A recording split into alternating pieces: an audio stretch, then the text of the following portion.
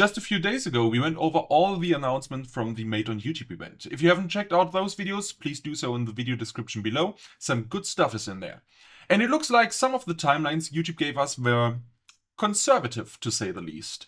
Things are moving much faster than expected, so this is a follow-up on some of the features that are rolling out right now. Let's start with the big one, A/B title and thumbnail testing. YouTube said this would be available before the end of the year, and well, it started rolling out on our KW Media channel yesterday.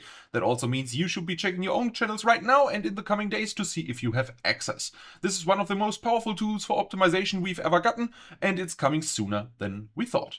Next up, edit with AI for Shorts. Again, the official timeline was in the coming weeks, but we've gotten confirmation that this has already started rolling out to about 1% of eligible creators. This is a classic soft launch to catch any early bugs.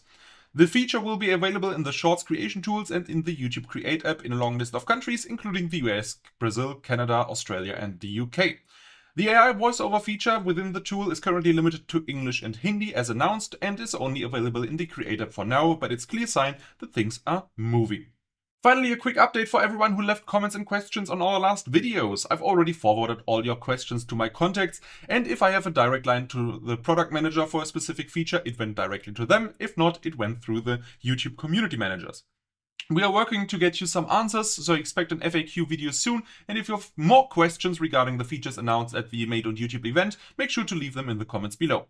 Oh, and on that note, if you work at YouTube and you're watching this, my Discord DMs and my email are always open. We're all trying to understand these tools better, and the best way to do that is talking to the devs directly. That's it for the YouTube news this week. Check your channels for the new features.